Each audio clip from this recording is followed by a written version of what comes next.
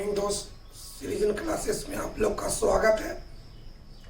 आपको याद होना चाहिए कि हम 3D में थ्योरी पढ़ा रहे हैं। तो आइए जो पिछले क्लास में हम जो बताए थे उसको रिपीटेशन थोड़ा करते हैं। क्या था कि एक बिंदु से गुजरने वाली तथा एक वेक्टर के समानांतर सरल रेखा का समीकरण। तो समीकरण दो फॉर्म में होता है, एगो कार्टेशियन फॉर्म में और एगो वेक्टर फॉर्म में। इस पॉइंट को आपको याद रखना है। एक बिंदु से गुजरने वाली और एक वेक्टर के समानांतर सरल रेखा का समीकरण। तो इसको शॉर्ट में इतना ना बोल करके आप ये भी बोल सकते हैं कि एक बिंदु से गुजरने वाली सरल रेखा का समीकरण। तो समीकरण दो फॉर्म में होता है, एक वेक्टर फॉर्म में होता है और एक कार्टेशियन फॉर्म में होता है। तो याद करो, वेक्टर फॉर्म में क्या याद कराए थे? वेक्टर फॉर्म में वेक्टर आर बराबर vector A plus lambda into vector B. क्या बाबू वेक्टर फॉर्म बताए थे? वेक्टर आर बराबर vector A plus lambda into vector B. Cartesian form में क्या बताए थे बाबू? x माइनस x1 बटा ए बराबर y माइनस y1 बटा बी बराबर z माइनस z1 बटा सी। अब प्रॉब्लम को मैथ को बनाने के लिए इसका अर्थ याद रखना होगा। सुनिए बढ़िया से। तो वेक्टर फॉर्म में दो चीज याद रखना है कि सरल रेखा जिस बिंदु से होकर गुजरती है उसकी पोजीशन वेक्टर को वेक्टर ए से दर्शाया जाता है। या क्या जाए, सरल रेखा जिस बिंदु से होकर गुजरती है उसकी पोजीशन वेक्टर को वेक्टर ए से दर्शाया जाता है। सरल रेखा के समानांतर जो वेक्टर होता है उसे वेक्टर बी से दर्शाया जाता है। आइए अब आइए कार्टेशियन फॉर्म में याद कीजिए।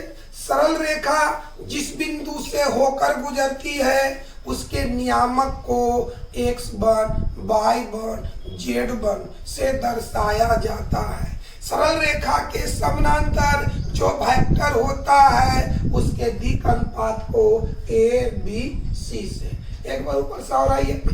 एक बिंदु से गुजरने वाली और एक वेक्टर के समानांतर सरल रेखा का समीकरण। तो वेक्टर फॉर्म में क्या होता है? Vector R plus vector A plus lambda into vector B. जहां सरल रेखा जिस बिंदु से होकर गुजरती है उसकी पोजीशन वेक्टर को वेक्टर ए से और सरल रेखा के समानांतर जो वेक्टर होता है उसको वेक्टर बी से दर्शाया जाता है। कार्टेशियन फॉर्म में समीकरण बताइए। x माइनस x1 बटा ए बराबर y माइनस y1 बटा b बराबर z माइनस z1 बटा c। ये हो गया सरल रेखा का समीकरण। कौन फॉर्म में? कार्टेशियन फॉर्म में। अब चलिए, सरल रेखा जिस बिंदु से होकर गुजरती है उसके नियामक को x1, y1, z1 से दर्शाया जाता है। सरल रेखा के समानांतर जो वेक्टर होता है उसे a, b, c से दर्शाया जाता है। समझ में आया? ये था आपका पिछले क्लास का रिपीटेशन। आपको ये दो बात याद रखना है बाबू। अब चलिए, अगर हमको सरल रेखा का समीकरण वेक्टर फॉर्म में निकालना हो तो हमको दो चीज का मान चाहिए, एगो वेक्टर ए का और एगो वेक्टर बी का। अगर सरल रेखा का समीकरण हमको वेक्टर फॉर्म में निकालना हो तो हमको दो चीज का मान चाहिए, वेक्टर ए और वेक्टर बी। वेक्टर ए का अर्थ होता है कि सरल रेखा जिस बिंदु से होकर गुजरती है उसकी पोजीशन वेक्टर को वेक्टर ए से दर्शाया जाता है। वेक्टर बी का अर्थ होता है कि सरल रेखा के समानांतर जो वेक्टर होता है उसको वेक्टर बी से दर्शाया जाता है। इसमें आइए x1, y1, z1, a, b, c। मतलब क्या हुआ कि अगर हमको सरल रेखा का समीकरण कार्तीय रूप में निकालना हो, कार्टेशियन फॉर्म में निकालना हो तो हमको चाहिए 6 चीज का मान, x1, y1, z1, a, b, c। समझा जाए?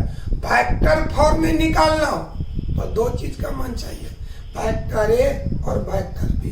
कार्डियन फॉर्म में समीकरण निकालना हो तो हमको चाहिए 6 चीज का मान, x1 y1 z1 A B C.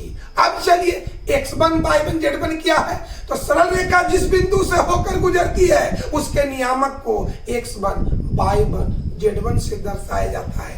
A B C क्या है, समानांतर वेक्टर के दिक् अनुपात को ही ए बी सी कहा जाता है। चलिए तो आइए आगे बात को हम लिखते हैं।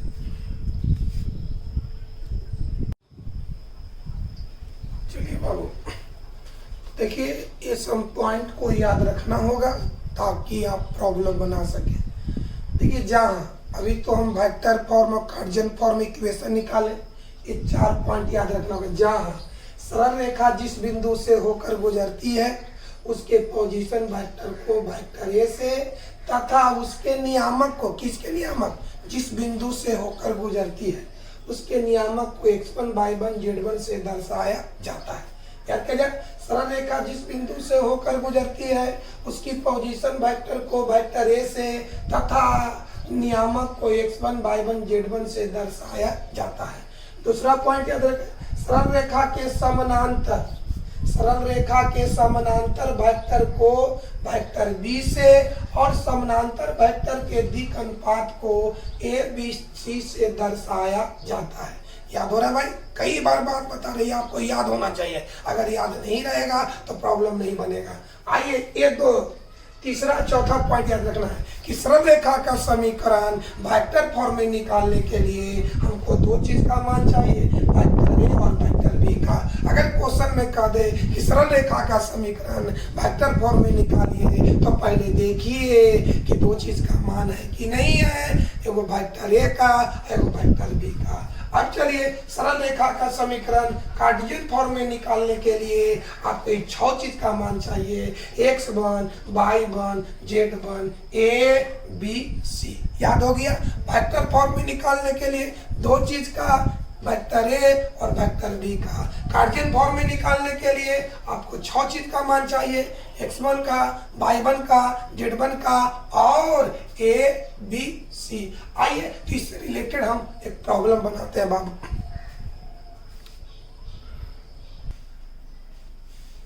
दोस्त देखो, जो थ्योरी पढ़ा रहे हैं उससे रिलेटेड क्वेश्चन देखिए क्या कहता है।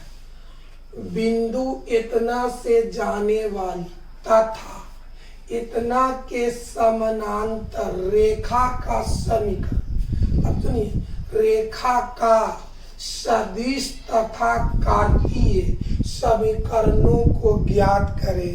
यानी सरल रेखा का समीकरण सदिश बने वेक्टर फॉर्म में भी निकालना है और कार्डियन फॉर्म में भी निकालना है। तो आइए हम बनाते हैं दोस्त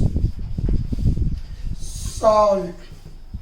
कौन फॉर्म पहले निकालते हैं, वेक्टर फॉर्म।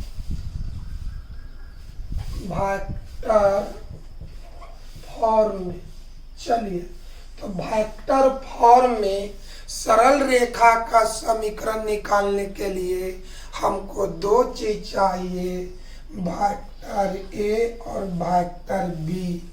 वेक्टर ए और वेक्टर बी। वेक्टर ए क्या है, सरल रेखा जिस बिंदु से होकर गुजरती है उसकी पोजीशन वेक्टर को वेक्टर ए से दर्शाया जाता है। यानी गुजरने वाले बिंदु के पोजीशन वेक्टर क्या है, वेक्टर ए है। तो क्वेश्चन में बताओ कि सरल रेखा कौन बिंदु से गुजर रहा है, इस बिंदु से 5 2 -4। तो अब आइए, हमको चाहिए वेक्टर ए का माने पोजीशन वेक्टर चाहिए। तो एकरा में आई, एकरा में जे, एकरा में के से गुना कर देंगे और जोड़ देंगे तो वेक्टर ए का मान एक बार समझा जाए। वेक्टर फॉर्म में सरल रेखा का समीकरण निकालने के लिए हमको 2 चीज चाहिए, एगो वेक्टर ए और एगो वेक्टर बी। वेक्टर ए क्या है, पोजीशन वेक्टर। क्वेश्चन में देल है नियामक, हमको चाहिए पोजीशन। तो एकरा में वेक्टर आई से, एकरा में वेक्टर जे से, एकरा में वेक्टर के से गुना करके जोड़ देंगे तो वेक्टर ए का मान निकल जाएगा। अब चाहिए वेक्टर बी। वेक्टर बी क्या है, समानांतर वेक्टर। तो समानांतर वेक्टर देखिए ये है, कोई दिक्कत, बनाते हैं दोस्त। चलिए वेक्टर ए का मान, चलिए एकरा में वेक्टर आई 5 गुने वेक्टर आई जोड़ 2 गुने वेक्टर जे जोड़ -4 गुने वेक्टर के, इसलिए वेक्टर ए बराबर 5 इंटू वेक्टर आई 2 इंटू वेक्टर जे -4 इंटू वेक्टर के, ये आपका वेक्टर ए का मान हुआ। तथा और चलिए समानांतर, तो समानांतर वेक्टर को वेक्टर बी से, वेक्टर बी बराबर 3 वेक्टर आई प्लस 2 वेक्टर जे -8 वेक्टर के। तो वेक्टर ए और वेक्टर बी निकल गया।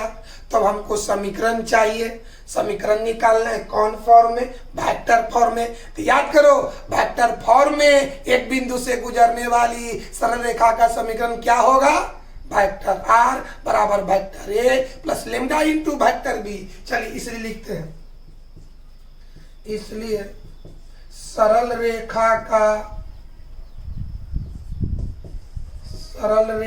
का समीकरण क्या है बताओ बाबू, वेक्टर आर बराबर vector A into lambda into vector B. चलिए अब यहाँ पर इसमें वेक्टर ए और वेक्टर बी का मान को पुट कर दीजिए, आपका आंसर हो जाएगा। चलिए तो बताओ बाबू, वेक्टर आर बराबर वेक्टर ए का मान ए पुट कीजिए 5 इंटू वेक्टर आई प्लस 2 इंटू वेक्टर जे -4 इंटू वेक्टर के प्लस, अब आइए ई क्या निकले यहाँ पर बाबू, अब ई क्या निकले बाबू, वेक्टर बी। वेक्टर बी का मान को पुट कर दिया जाए, लेमडा इंटू वेक्टर बी का मान 3 इंटू वेक्टर आई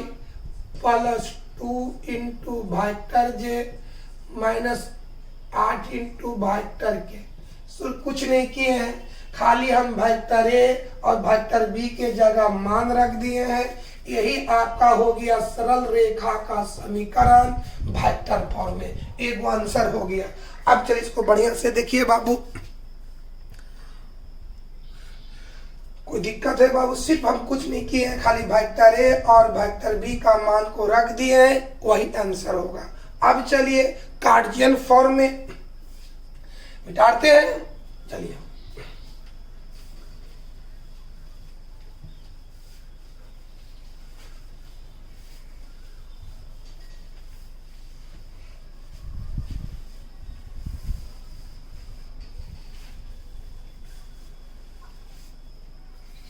चलो अगेन,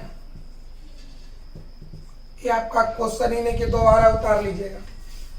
अगेन यहाँ के बाद यहाँ से उतारना, अगेन कौन फॉर्म बोलिए, कार्टेशियन